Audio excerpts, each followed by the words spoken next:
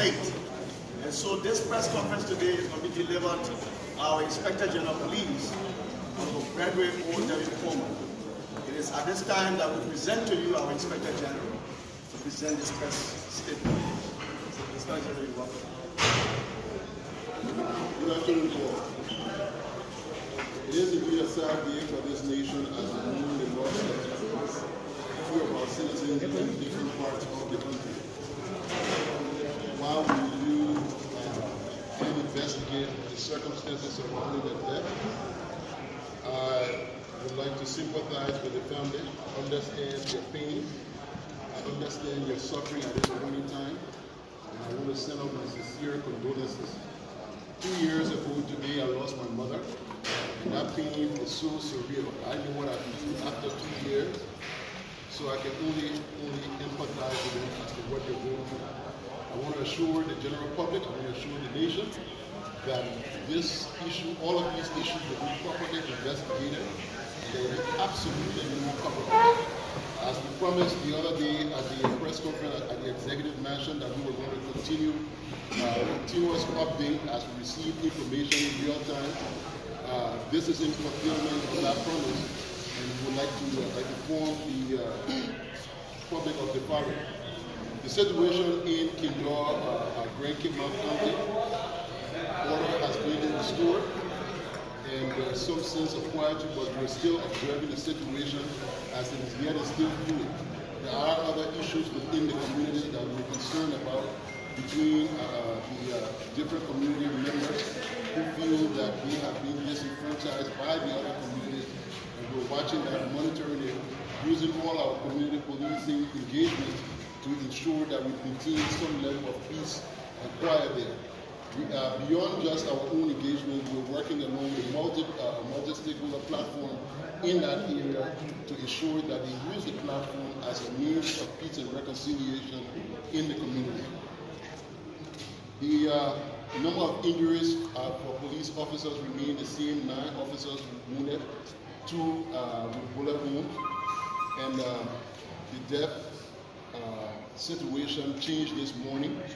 We reported at the mansion at that time, as of the moment I walked into the executive mansion for the press briefing, there was 1 fatality.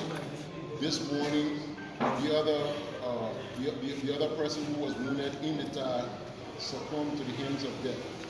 I went to the hospital immediately because the family, I'm a very good friend of the family that's involved. I went there and we made sure we made arrangements to have the body released immediately to perform their religious rites as they were all Muslims. So we're taking a sensitive approach to all of these. We have to immediately go carry out our own investigation with the crime against person to timely release the body to the family for them to be able to observe their rights as Muslims. As of now, we have 23 persons arrested, 3 female, 20 male in the ongoing police investigation. The officers have been treated, some of them have been released from the hospital. We have, I think, only 2 of them still in the hospital at this point in time. Yesterday, there was an occurrence in the Carwell area involving the LEC power theft unit. That incident led to 1 loss of life, and that is also being investigated. Every last member of that power theft team that was on the scene are currently here at the headquarters of the Liberia National Police. They're being investigated. I've gone ahead and I tried to reach the wife of the deceased. I didn't get her. I sent her a text, but then about an hour later, I was able to make physical contact with her and the entire family, and I expressed our sincere condolences and assured the family and the general public by extension, again through this media, that the investigation will be void of any interferences. We have absolutely nothing to hide. We will be as transparent as possible, 100% transparent, and releasing information based on this investigation in real time. We're asking the public to kindly give us their fullest cooperation and try at least to trust us. I understand how trust and legitimacy in law enforcement body has degraded over a period of time. But we are going to be as transparent as possible because this is one of the key ingredients of restoring that trust and legitimacy. So these investigations that are ongoing will assure you that the Liberia National Police is at the dawning of a new day. This new leadership will be transparent, we will be open, and we will look into all of the issues that are yet of concerns to the general public. We've been receiving a lot of calls back and forth from families and loved ones who have passed mysteriously over the years. I'm pleased to announce to the public that the LNP has set up a whole case file unit, and we're opening all of those investigations that are still pending to be able to give some closure to the family and to give them justice as the soul required. The unit have started. We have gone very far with our first two investigations. Two investigations. One has to do with the catch of arms that were discovered at the Freeport and in Broadville, and the other ones I would not like to review right now because we're still collecting a lot of details on them. But as we open and as we get more information, we will be reaching out to the general public to inform you also. In the same vein, we're asking you, all those who may have information on cases that are pending, cases that people believe were not properly investigated and adjudicated, we're asking you to please come forward with information to help and aid us in these investigations. We are concerned about the issue of crime. I mean, there's been a surge. We are not surprised because in these times, the stats show that whenever there's a transition period, there's always a testing of the waters. We remain very resolute in our engagement. We will be remaining within our use of force continuum, but we will be aggressively engaging the issue of crime.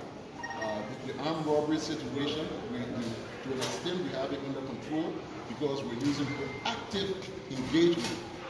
We have intel, we're engaging them during the day, we're hitting the hideout, so we've been able to put a grip over it. We're concerned about the motorcycle theft as well. We are one step close to busting the biggest ring of motorcycle theft that have led to the lives of countless riders, not just the motorcyclists who get robbed, all their bikes. So we ask the public to please give us the support and cooperation as we continue with all of these investigations. This administration, we will focus on two things. There are so many things that we have to deal with, and we're going to take them one bite size at a time. But we are very, very concerned and very, very passionate about the issue of sexual gender-based violence, so we will be aggressively pursuing it, and the issue of safety. The issue of safety, public safety for all road users, no discrimination. We will try as much as possible to help to build a culture of safety that does not exist in this country. It just doesn't exist. And for a very long time, it's just the motorcyclists and the pimping riders who are singled out when we look at safety issues. This time around, we're looking at it holistically from the pedestrians to all road users.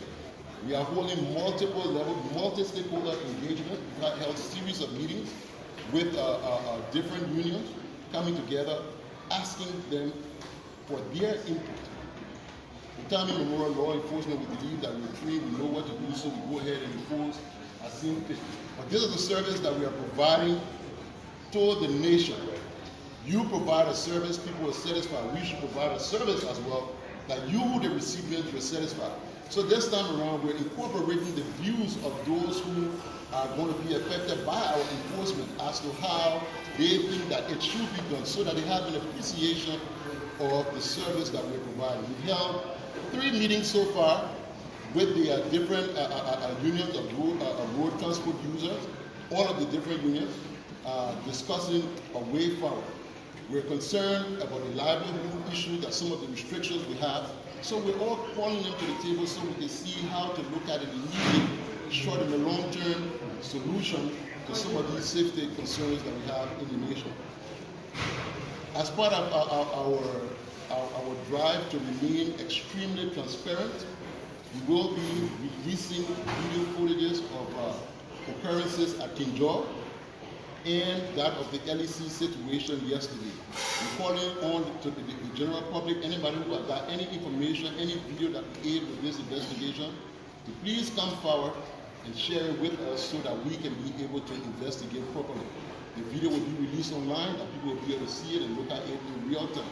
We're doing so after careful review by our investigative team. We believe it's okay for us to release the video to the public. Like I said, we have absolutely nothing to hide, so transparency is the hallmark. The video is being released immediately as I speak. There are tons of issues here that I would like to go over, but I know there are tons of questions as well that will answer some of the issues that are here. But one thing I can assure the public of before I even rest for questions is the fact that accountability begins from within. The wounds on the two deceased are consistent with the ammunition of police officers, which gives an indication that the rounds could be rounds of police officers involved into the Kinjor issue. An officer-involved shooting team has been set up. The investigation is ongoing, and we've taken it to another level. We've asked the Association of Liberian Law Enforcement Professionals in the United States to also take a second review of our use of force in this incident as it relates to the death of two of our citizens. When that report is concluded, we will be releasing it to the public, and we'll be very, very open and very transparent about it. I think I've covered a lot, and I would like to rest because I know the questions are not going to stop.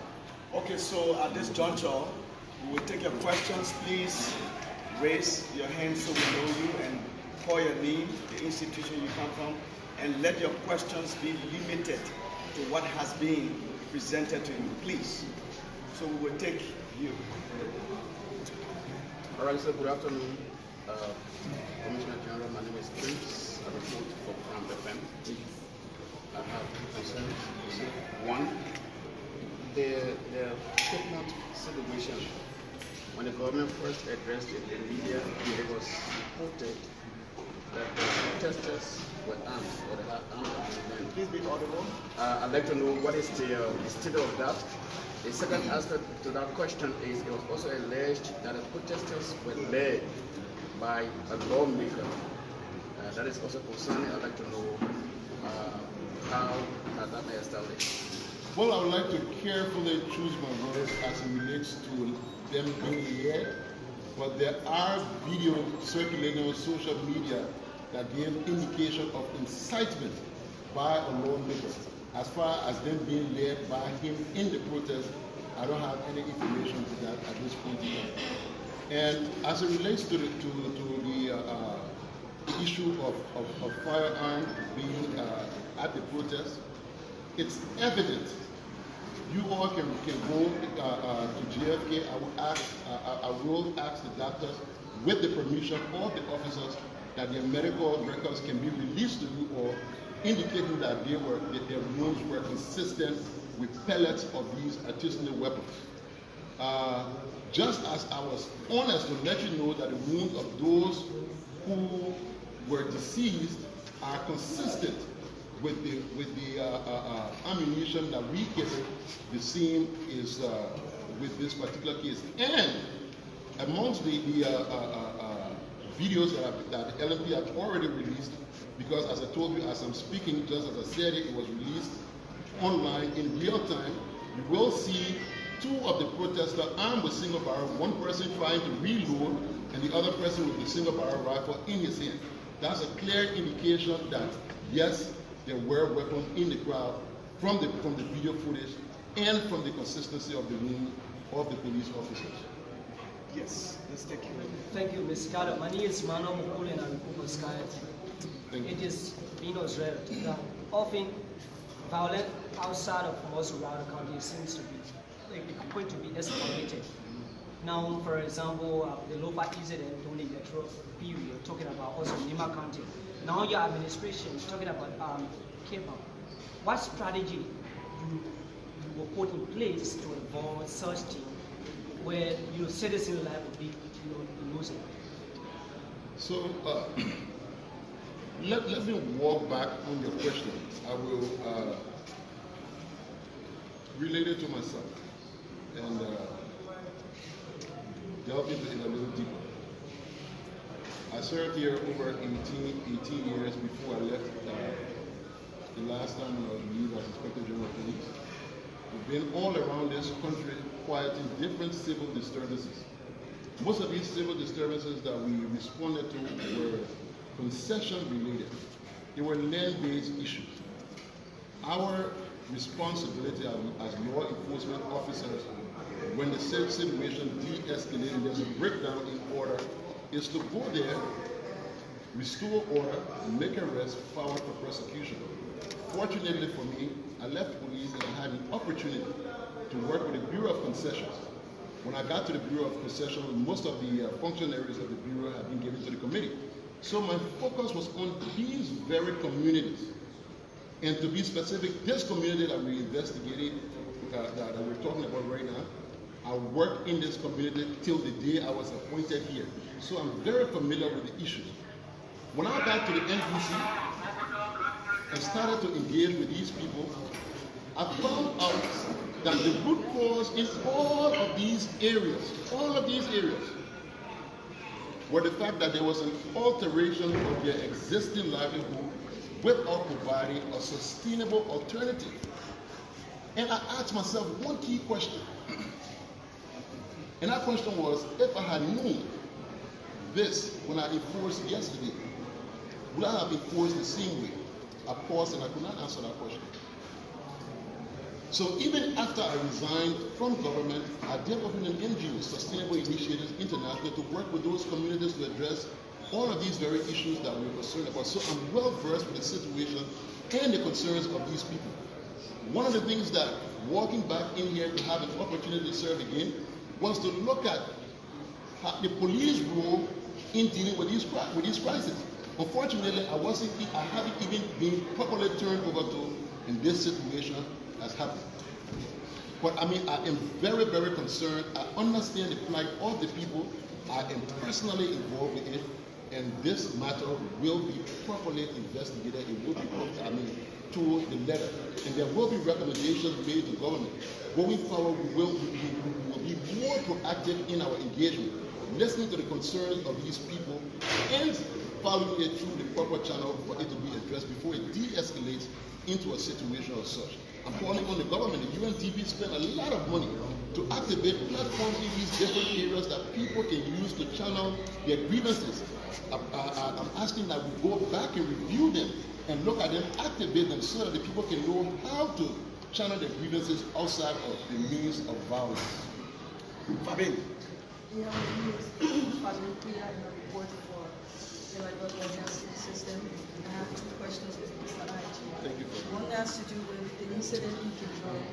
There are figures being pointed directly at the Liberia National Police for firing live bullets in your expertise. I did not hear you measuring that exactly. Two, you did say you have a case file that's been opened, and you single-handedly pointed out the case involving the cash of arms. Is that the only prominent one you have on your mind, or there are other cases? No, there are other cases. All of the mysterious deaths.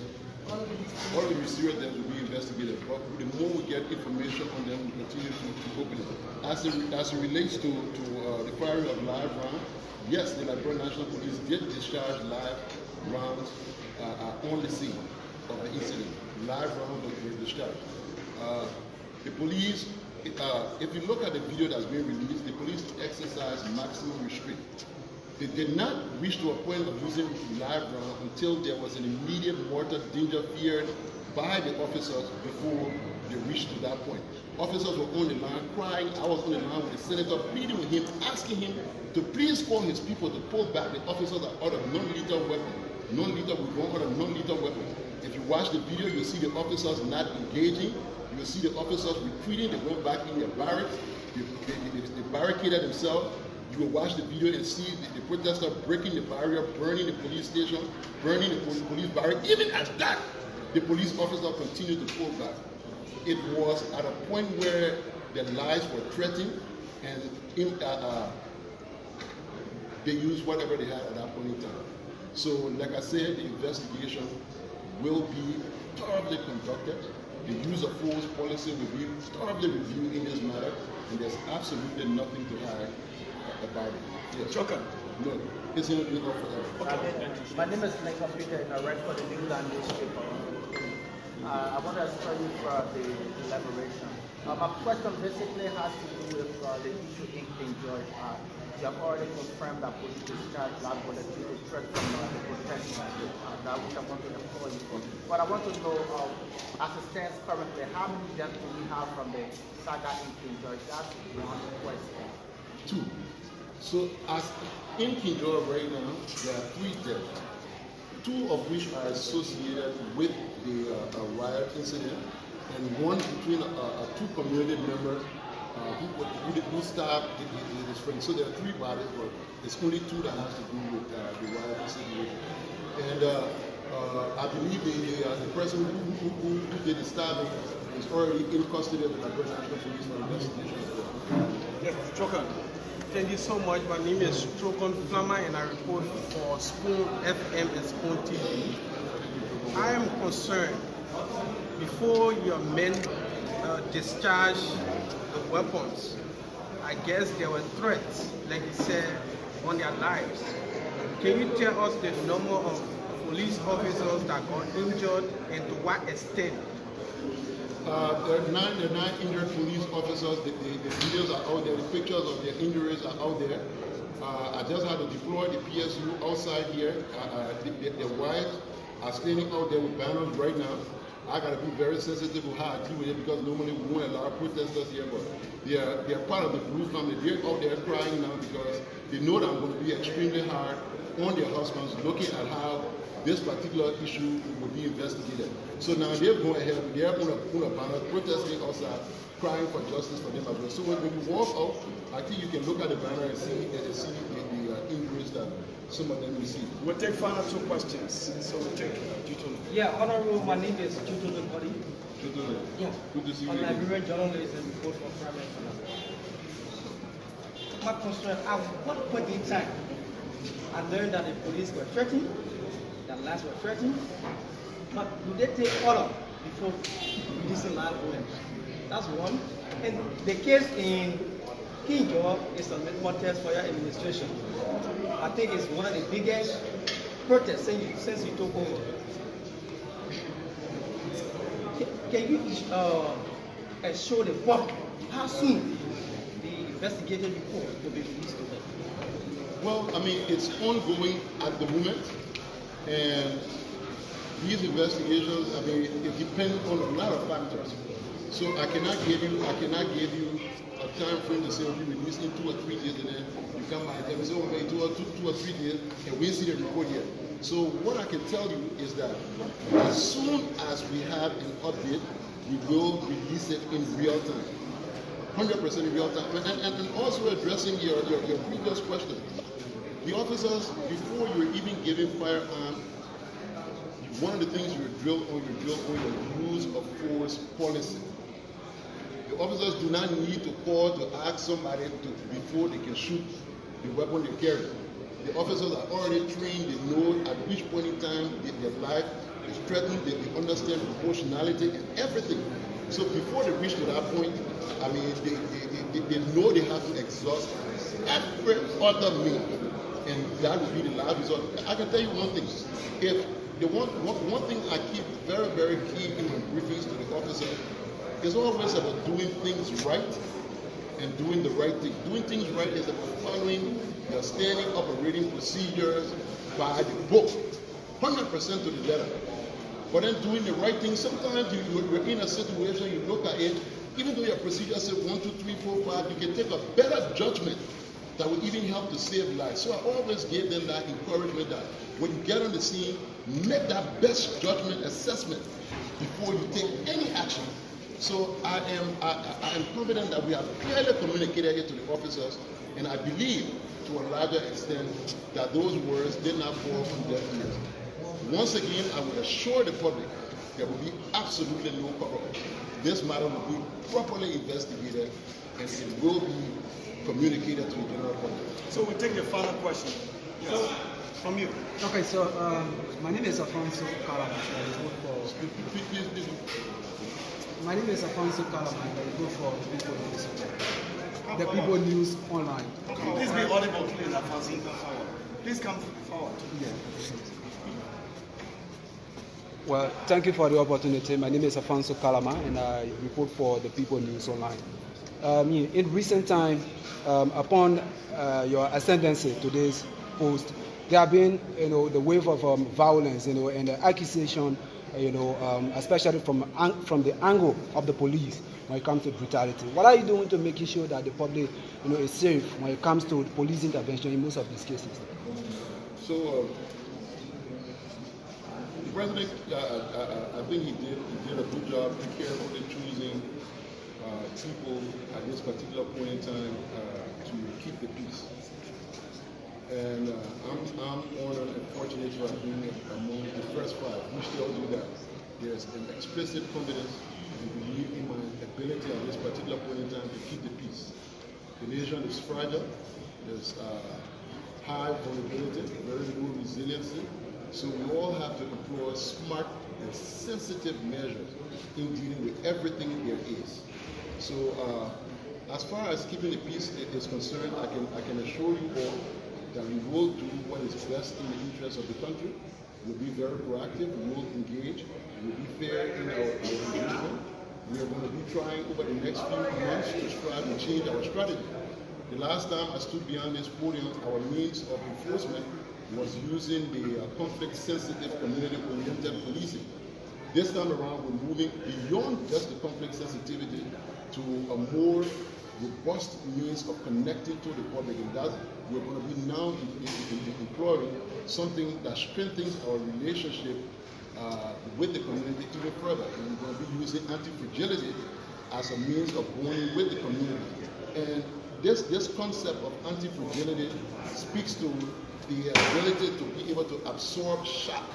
So we're going to be building relationships with the community that in times like these, our relationship will bend, but it will not break, because we will have built a strong relationship that we will build on mutual trust, that we will be able to relate to each other. Even if the officers do go wrong, the community will be there to understand and work with us, believe in us, and give us a chance to be able to investigate in a timely manner. Let me squeeze in Moses Colley. Thank you very much, Director. My name is Moses Colley. I work for Red Power FM.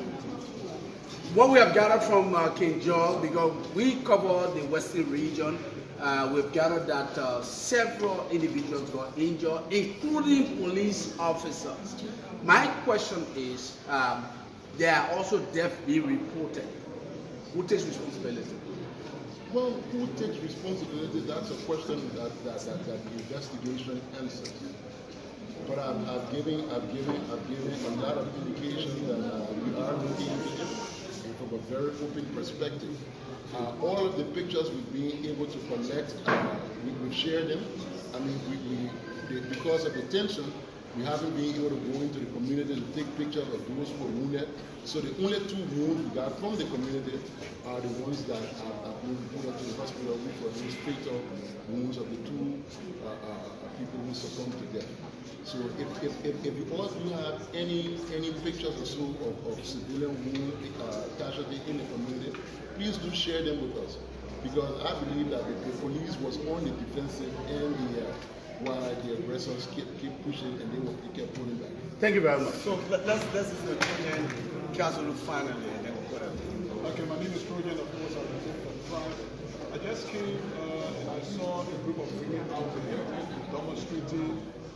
They want justice, that's what they're saying. Director come down, they want justice. I saw a banner with a group of police officers on it, wounded allegedly from the incident in Kinjor, and that's why they say we spoke with them.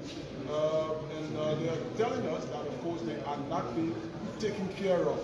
Their husbands, their fathers, they've not been taken care of.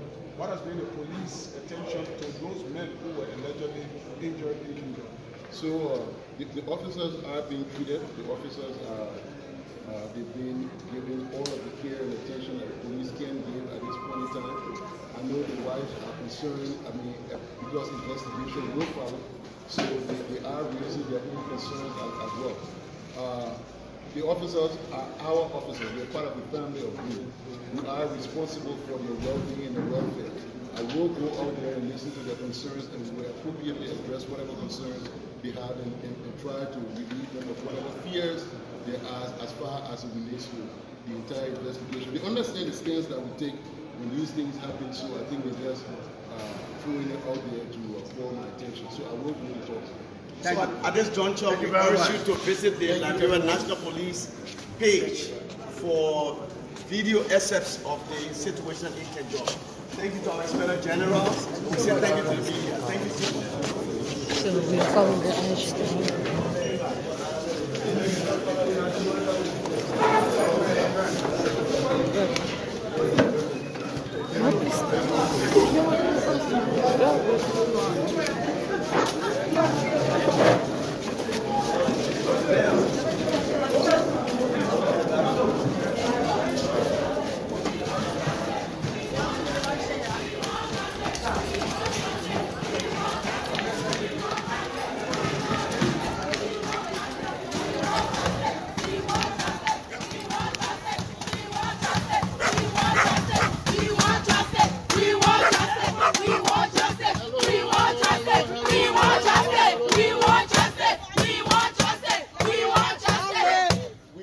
Justice if we don't listen to each other. All of these people here, they are my people. Okay. I know y'all got all your concerns and everything. I mean, we're in the middle of a crisis. If there's anything that we haven't done at this particular point in time, you have to set up at least 2 persons. Let them come and talk to one-on-one so that we can be able to do it. But these are our officers. We're concerned about them. We made sure that they receive their treatment. We made the arrangement with JFK for them to have continuous treatment back and forth. Those who need to go for dressing and everything. If there's any concerns, I beg you all. Y'all trust me, y'all give me a chance. I know you've had issues over the years and stuff, but there's a new leadership. There's a promise that I'm making to you all that I beg you. Whatever the concerns are, we'll listen to it. I'm concerned about the officers. I don't even want to look at the banner for long. I beg you. Y'all please listen to me and believe in me. I'll pull your foot. I beg you. I myself, I want to see riot officers. I've been on all of these scenes before at different levels. So I understand everything that these people are going through. I beg you. Myself, I get a scene kind of knot on my head before with some other blood coming from my mouth. I beg you. I pull your foot. You see the Maya? I have a rock to too. Yeah. And if they don't even want it, I must shoot. When I take the capsule, shoot from the Maya in my hair for a rock. Yeah. I beg you. And if the leadership, let the leadership come up so they can talk directly with us. And then we'll take it from there, okay? I beg you, man. Thank you. I will come to visit them. I beg you, let leadership come and when? I beg you, let 2 persons come up here. I beg you. MD. Yeah, that's the voice of the police chief there. Record Coleman addressing police officers that located in Kinjor in Grand Cape County. He also showed them 2 top leaders out there. Where are they? We're trying to arrange to request the Police Inspector General Record Coleman. Earlier you watched a press briefing, his first major press briefing addressing the concern from Kinjor in Grand Cape County, where 3 persons have been killed, 2 from the riot and 1 person from confrontation. And they are all being investigated, the murders.